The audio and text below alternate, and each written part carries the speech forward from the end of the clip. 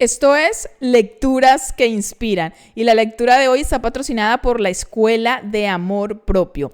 Si quieres estar informado de las nuevas lecturas, te invito a que te unas completamente gratis al canal de Lecturas que Inspiran. En la descripción tienes tanto el enlace para unirte al canal de Lecturas que Inspiran como para conocer la Escuela de Amor Propio. Y bueno, continuamos con la lectura del libro El arte de no amargarse la vida del psicólogo Rafael Santandreu. Y titula así: Piensa bien y te sentirás mejor. El joven Epiteto acarreaba varios bultos esquivando a los transeúntes que se cruzaban sin cesar por la Vía Magna de Roma, la principal calle comercial de la ciudad. Delante de él, su amo Epafrodito aceleraba el paso, indiferente a las dificultades que su esclavo tenía para seguirle cargando como iba. Epafrodito estimaba a Epiteto, su joven sirviente, sobre todo por su increíble inteligencia. En cuanto se tropezó con él siendo un niño en su ciudad natal, Hierápolis, en Turquía, se dio cuenta de que era un superdotado y quiso tenerlo entre sus esclavos. Ese mocoso de apenas 4 años de edad leía y escribía en griego y latín. Nadie le había enseñado. Había aprendido solo a base de leer rótulos en las tiendas y en los templos. Años después, ambos se trasladarían al centro del mundo, a Roma, la capital del imperio, donde Epafrodito empezaría a medrar como comerciante de artículos de lujo. Aquella mañana, amo y sirviente se dirigían a la villa de Amalia Rulfa, una viuda millonaria que habitaba cerca del foro. Le llevaban unas muestras de ricos perfumes de Persia y telas de Oriente. Con tanto paquete, Epiteto apenas alcanzaba a ver por dónde andaba. Y en ese momento se cruzaron 2 chiquillos a la carrera. Uno de ellos se abalanzó sobre él, le hizo perder el equilibrio y cayó al suelo, como en cámara lenta. Epiteto vio cómo el frasco del perfume más caro saltaba por los aires y describía una corta parábola para aterrizar encima de los adoquines. ¡Crash! Cristales rotos y salpicaduras de perfume sobre sus ropas. El tiempo se detuvo unos instantes. De repente, un ruido seco y un escozor tremendo en su muslo izquierdo le devolvieron a la realidad. Su amo Epafrodito le estaba golpeando con su duro bastón de roble.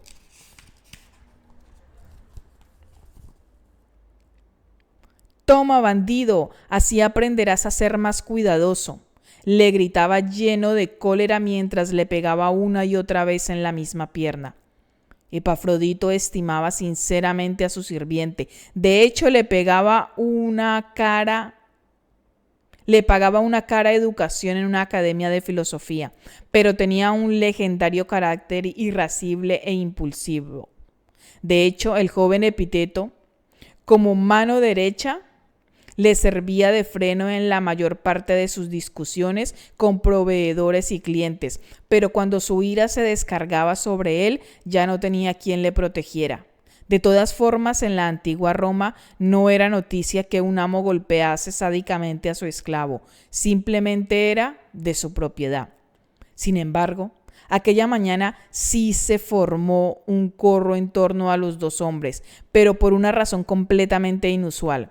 Para asombro de todos los que contemplaban la escena, el joven sirviente no abría la boca para quejarse ni expresar ningún dolor. Simplemente miraba a su amo con aire de indiferencia, cosa que aún enfurecía más a su señor. «¿No te duele, insolente? Pues ahí tienes el doble de ración», gritó el comerciante pegándole tan fuerte que ya estaba sudando a mares. Epiteto seguía sin inmutarse, hasta que finalmente abrió la boca para decir: «Cuidado, señor, que si seguís así, vais a romper vuestro bastón». Epiteto, el protagonista de nuestra historia, vivió entre los años 55 y 135 de nuestra era. Fue esclavo durante toda su niñez y obtuvo su libertad gracias a sus prodigiosos dotes para la filosofía. De hecho, se convertiría en uno de los intelectuales más prestigiosos de su momento, con una fama muy superior a la de Platón, tanto entre romanos como griegos. Posteriormente la historia también le ha hecho justicia y hoy en día es considerado uno de los grandes filósofos de todos los tiempos. Sus ideas han dejado huella en muchas de las corrientes de pensamiento que conocemos en la actualidad, incluido el cristianismo. Epicteto no dejó escritos, pero sus discípulos recogieron sus palabras que hoy podemos encontrar en 2 libros: el Enquiridión y los Discursos. Se han inventado muchas leyendas acerca de la vida de este filósofo y una de las más conocidas es esta que he relatado. La fantasía popular explica que fue así como adquirió la cojera que le caracterizaba. Evidentemente esta historia es una exageración que intenta resumir la filosofía de Epicteto, aunque no acierta a hacerlo. La fábula nos hace creer que el filósofo había llegado a controlar completamente sus emociones, pero esa no era su intención, ni mucho menos. Ni lo pretendía, ni eso tiene que ver con sus enseñanzas. Epicteto enseñaba a tener fuerza emocional, lo cual no significa no sentir emociones negativas, sino no sentir emociones negativas exageradas. Y eso es lo que vamos a aprender en este manual. A través de ese control mental, pese a sentir dolor, pena o irritación, los individuos adquieren una confianza en sí mismos que les permite disfrutar de las maravillosas posibilidades que ofrece la vida. Si el mensaje principal de este libro es que todos, sí, todos podemos aprender a ser más fuertes y equilibrados a nivel emocional. El segundo es que este aprendizaje se lleva a cabo transformando nuestra manera de pensar, nuestra filosofía personal, nuestro diálogo interno, de una forma parecida a lo que hace 20 siglos intuyó Epicteto. Y es que, como decía el filósofo, no nos afecta lo que nos sucede, sino lo que nos decimos sobre lo que nos sucede. Miles de años más tarde, en pleno siglo XX, la revolución cognitiva propulsada por grandes psicólogos y psiquiatras como Aaron B. y Albert Ellis ha permitido que cientos de miles de personas en todo el mundo transformen su mente. Tú puedes sumarte a ellos.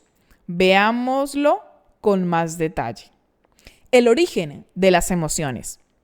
Las personas solemos tener la impresión de que los hechos externos, lo que nos sucede, impacta sobre nuestras vidas produciendo emociones, rabia o insatisfacción, alegría o tristeza.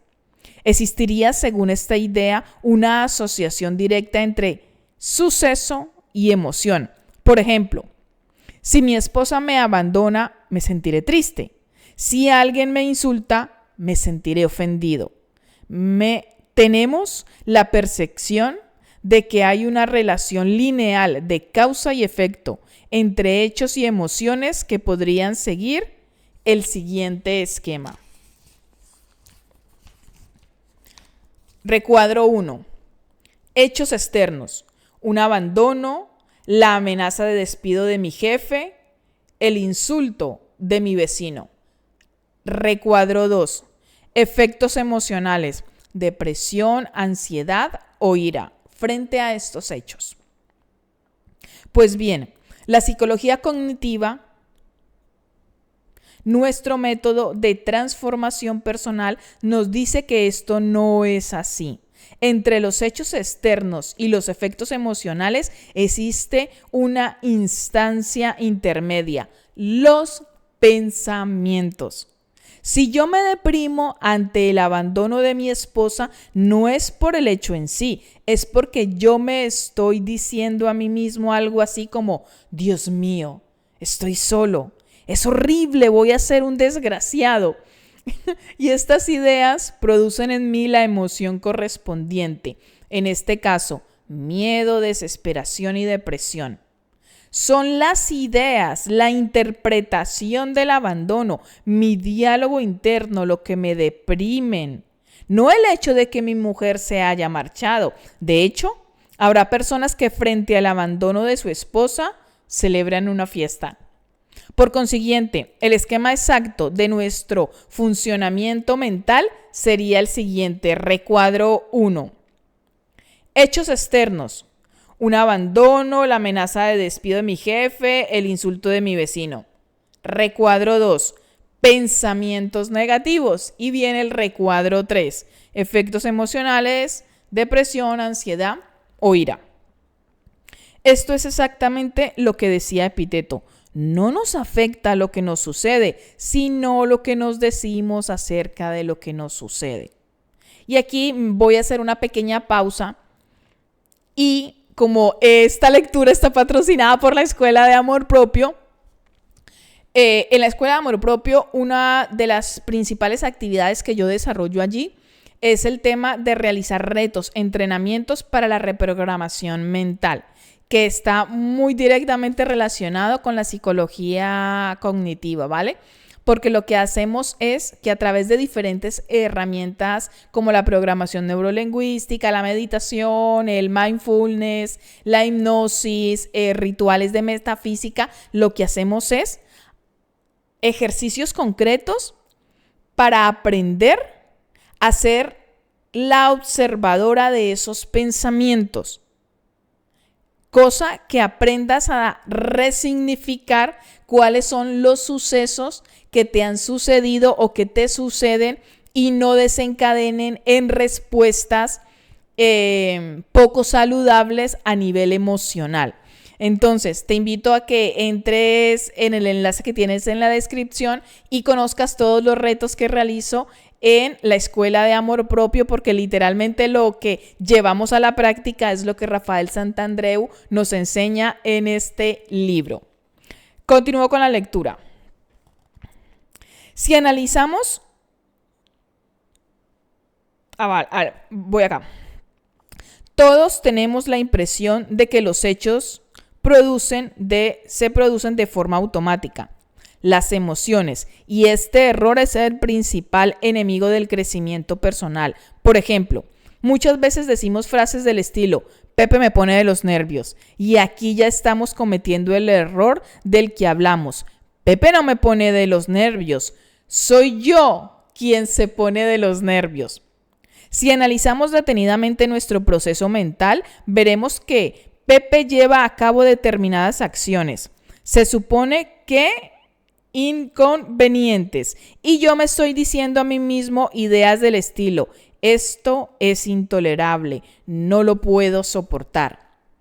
Son esas ideas las que tienen el poder de irritarme, no las acciones de Pepe, que por lo que respecta a las emociones son neutras. De hecho, no todo el mundo reacciona de la misma forma ante Pepe. A algunos les irrita más que a otros. Hay quien incluso no le produce ningún malestar y todo depende del diálogo interno de cada cual. Es el diálogo interior el verdadero productor, a veces oculto, de las emociones.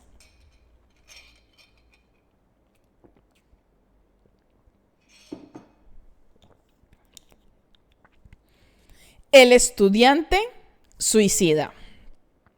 Para entender mejor este concepto, explicaré el caso real de Jordi, un chico adolescente deprimido.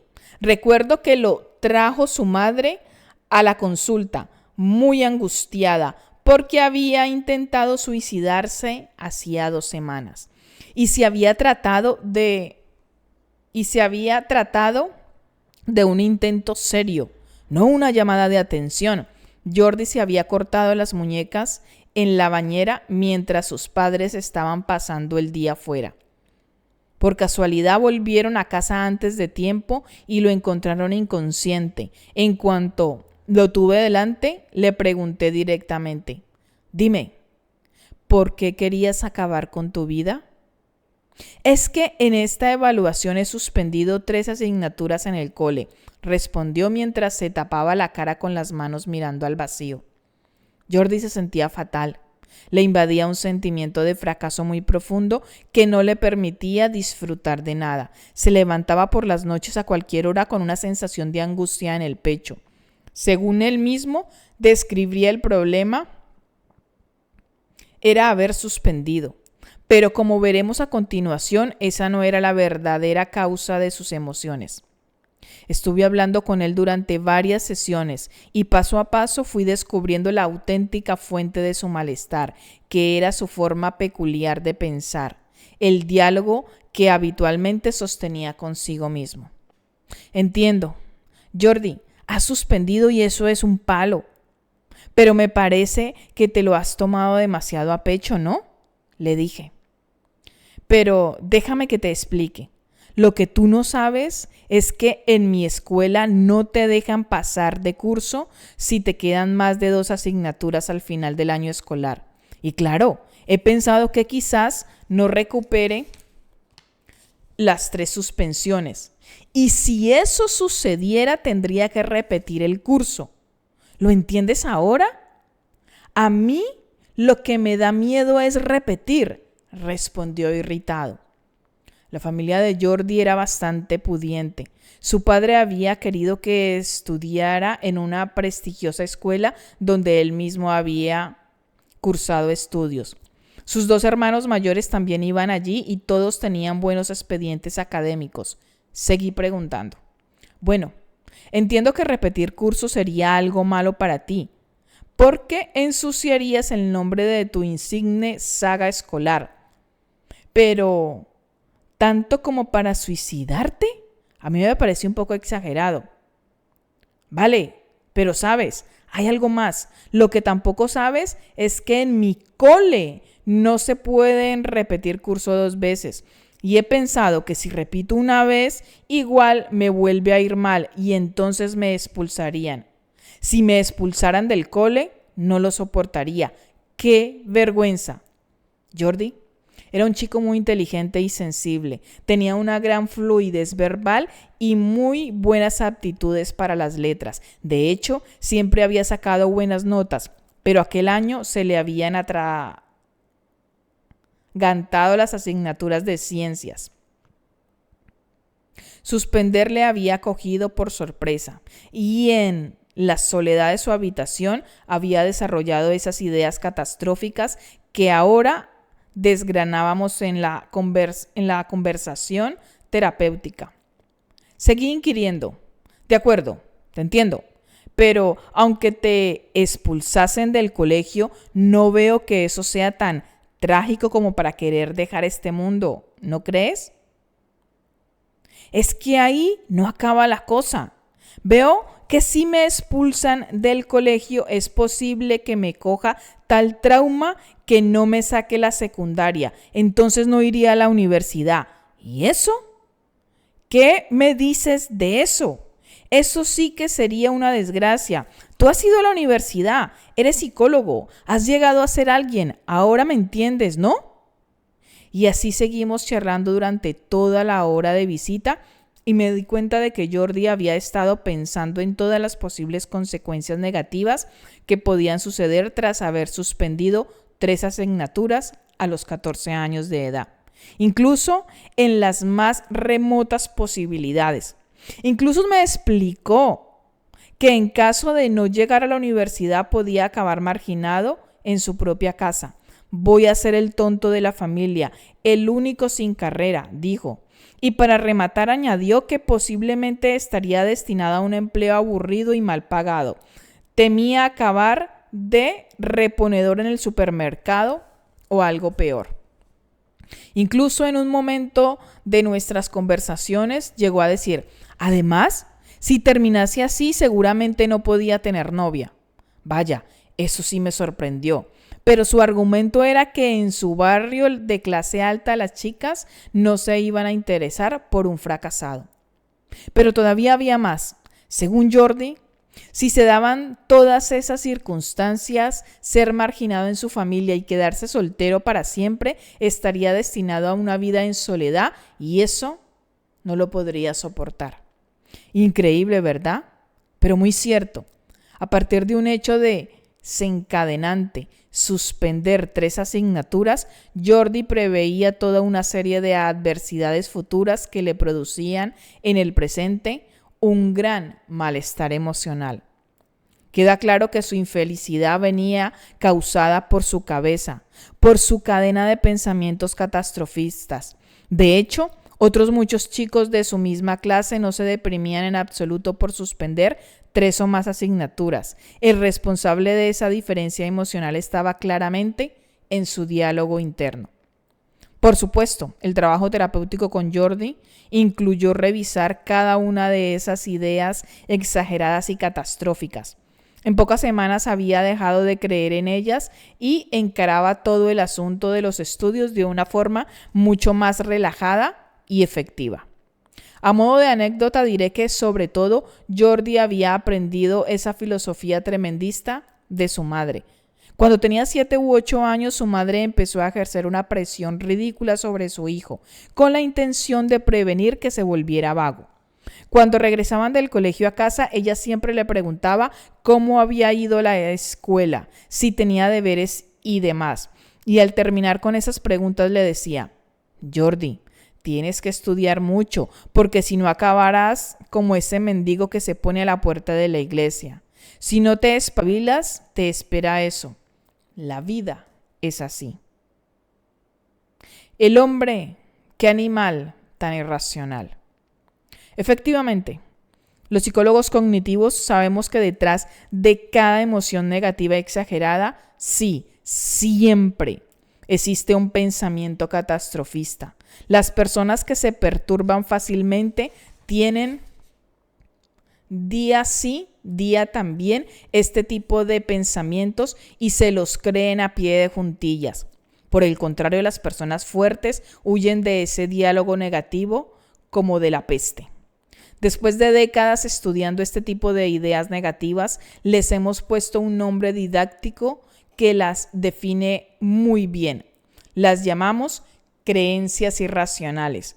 Estas creencias irracionales, como las de Jordi, el suicida estudiantil, se caracterizan por 3 aspectos. Primero, ser falsas. ¿Por qué? Porque son exageradas. Segundo, ser inútiles. ¿Por qué? Porque no ayudan a resolver los problemas. Y tercero, producir malestar emocional.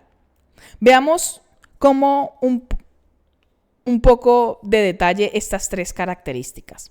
En primer lugar, las creencias irracionales son falsas y a muchos niveles, pero pese a ellas la persona las defiende. Podríamos decir que toda la ciencia está en contra de ellas. Y al sostenerlas practicamos un tipo de lógica supersticiosa. En los momentos en que las empleamos, nos enfrentamos a toda la ciencia, la biología, la economía, la filosofía, la medicina, la estadística, etc. Por ejemplo, las ideas que nos presentaba Jordi van en contra de las leyes de las estadísticas. ¿Cuántas personas habrá que tras haber suspendido 3 asignaturas en cualquier colegio de España han tenido una cadena de eventos negativos, como lo describía el muchacho? Un porcentaje muy pequeño del total, ínfimo. Sin embargo, él daba por hecho que así le iba a suceder. No superar la secundaria, ser marginado por ello, no encontrar novia a consecuencia de todo, y vivir en soledad. Una cadena de desastres muy improbable. En segundo lugar, las creencias irracionales también son inútiles. No nos ayudan a superar las adversidades. De hecho, Jordi había optado por suicidarse. El paradigma de la huida frente a los problemas. Pensar exageradamente, anticipar situaciones negativas tremendistas nunca es una buena estrategia de resolución de problemas. Cada situación merece una ponderación adecuada, lo más realista posible, y eso nos ayudará a resolver cada situación de vida. Deprimirse, estresarse, llenarse de rabia son actitudes que no contribuyen en nada al éxito. Y es que a nivel práctico, cuando sostenemos ideas irracionales y emociones exageradas, suele pasarnos que intentamos matar moscas a cañonazos. Esto es, Aplicamos soluciones exageradas a problemas pequeños y el remedio acaba siendo peor que la enfermedad. Destrozamos la casa y la mosca sigue aleteando alegremente.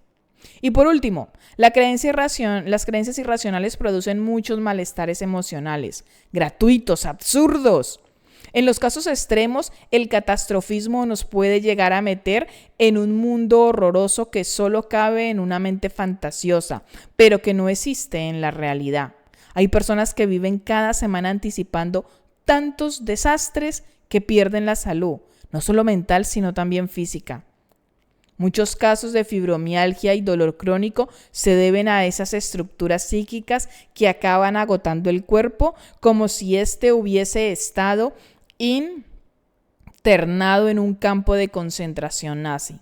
En este sentido, la vida es mucho más sencilla, pero para la persona que sostiene creencias irracionales, la vida es muy complicada, increíblemente difícil, como en el caso de Jordi, complicada y dolorosa.